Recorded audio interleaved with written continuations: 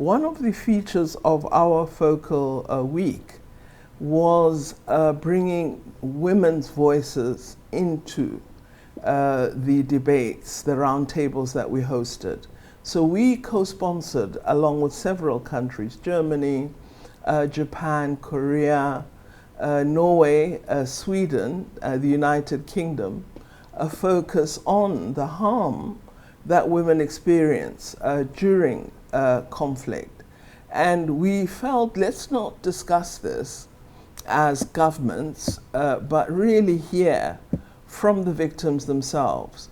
And what we did was not just focus on conflict, we also looked at countries in which there's been a popular surge toward democracy, such as Sudan, and heard young women from Sudan speaking about their experiences and articulating what they expect beyond the emerging revolution in their country. So their hopes for democracy, their hopes for gender equality, their hopes for the inclusion of women in governance.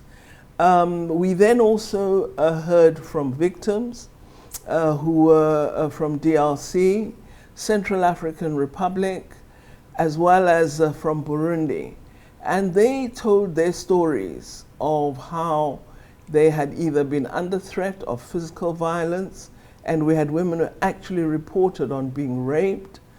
Some reported the pain of a child being born following the rape, and the terrible conditions under which women and children were held by various rebel groups in different parts of the world, including the Gulf states. So we were, I think, terribly saddened, very moved, and for me, our resolve as South Africa has been strengthened by the voices of those women, by those survivors. They spoke not as victims, they spoke as survivors. They need support from us as South Africa. They need their pain to be acknowledged. They need the African Union and ourselves to find a way of holding perpetrators to account and of supporting recovery in countries that have experienced such conflict.